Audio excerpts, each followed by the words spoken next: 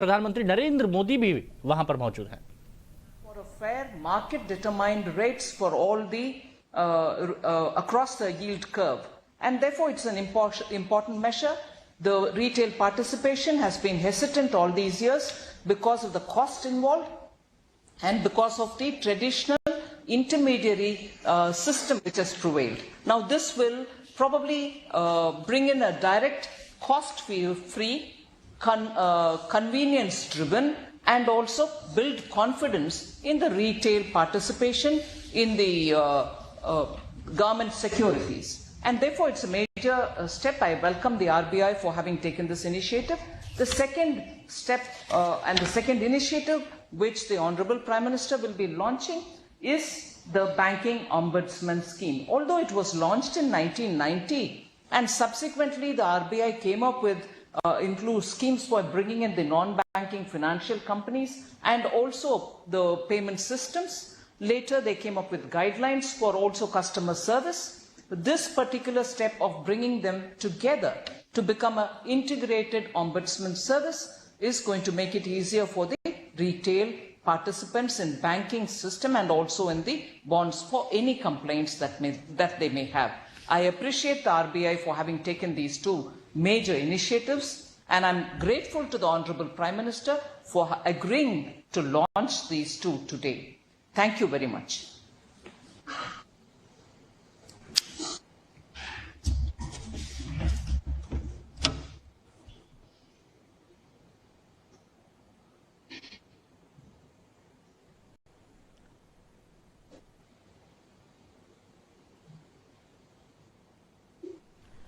तो आरबीआई की दो नई स्कीम्स को लॉन्च किया जा रहा है। आपको बता दें, रिटेल डायरेक्ट स्कीम और इंटरनल ऑब्समेंट स्कीम इसमें शामिल है, जिसको लॉन्च किया जा रहा है। धन्यवाद महोदया। और प्रधानमंत्री नरेंद्र मोदी वीडियो कॉन्फ्रेंसिंग के जरिए इसमें शामिल हैं। वो इन स्कीम्स को लॉन्च करेंगे।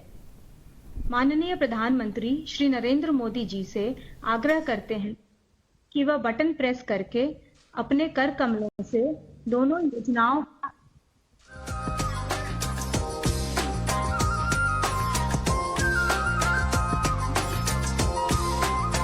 भारत सरकार और आरबीआई ने वित्तीय समावेशन के लिए कई कदम उठाए हैं। इस दिशा में हाल के वर्षों में सबसे बड़ा प्रभाव जन धन खाते खोलने, प्रधानमंत्री मुद्रा योजना लागू करने और जैम ट्रिनिटी के निर्माण से आया है।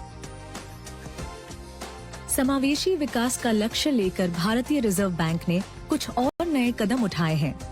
ये पहल सूचना तकनीक की नींव पर लोगों को जोड़ते हुए एक सशक्त और समृद्ध देश बनाने का प्रयास है। आइए जानें ये क्या है। आरबीआई रिटेल डायरेक्ट योजना। आज देश में लोगों के लिए निवेश के कई विकल्प उपलब्ध हैं। जरूरी ये है कि ये विकल्प सुरक्षित और आसान हो। गवर्नमेंट सिक्योरिटीज में निवेश एक ऐसा विकल्प है जो पूंजी को सुरक्षित रखते हुए अच्छे रिटर्न प्रदान करता है। फिर भी छोटे निवेशक, वेतन भोगी और पेंशन भोगी गवर्नमेंट सिक्योरिटीज की खरीद और बिक्री को जटिल मानते हैं। इस प्रक्रिया को आसान बनाने के लिए भारतीय रिजर्व बैंक ने छोटे निवेशकों के लिए आरबीआई रिटेल डायरेक्ट स्कीम शुरू की है, जिससे निवेशक आसानी से गवर्नमेंट सिक्योरिटीज में निवेश कर सकते हैं। इस योजना के तहत निवेशक न केवल पूरे विश्वास से अपनी जमा पूंजी का निवेश कर पाएंगे, बल्कि देश के आर्थिक विकास में योगदान भी कर सकेंगे। अब छोटे निवेशक एक ऑनलाइन पोर्टल RBIRetailDirect.org.in द्वारा आरबीआई में अपना गिल्ट अकाउंट यानी प्रतिभूति खाता खोलकर अपने बैंक खाते से सीधे गवर्नमेंट सिक्योरिटीज में निवेश कर सकेंगे। यह सुविधा निशुल्क है। रिजर्व बैंक एकीकृत लोकपाल योजना। वित्तीय समावेशन का एक पहलू सुदृढ़ शिकायत निवारण तंत्र है और इसे सरल, सुविधाजनक और सुलभ बनाने के लिए reserve bank integrated ombudsman scheme की शुरुआत की गई है, जो मौजूदा लोकपाल योजनाओं को एकीकृत करती है। इसके अंतर्गत सेवा में कमी से संबंधित सभी शिकायतों को स्वीकार किया जाएगा। यह योजना भारतीय रिजर्व बैंक द्वारा विनियमित 11,352 बैंकों, एनबीएफसी और पीपीआई इशुअर्स को चरणबद्ध तरीके से एक मंच पर लाएगी।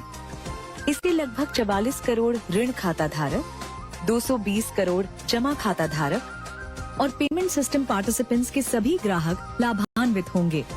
शिकायत दर्ज करने तथा उसे ट्रैक करने के लिए सभी ग्राहकों को अब एक पोर्टल, एक ईमेल और एक पते की सुविधा होगी। एक राष्ट्र एक लोकपाल दृष्टिकोण के अंतर्गत आरबीआई चंडीगढ़ में एक centralised receipt and processing centre यानी CRPC स्थापित किया गया है। ग्राहक अपनी शिकायत आरबीआई के online portal complaint management system यानी cms.rbi.org.in पर तो कर ही सकते हैं।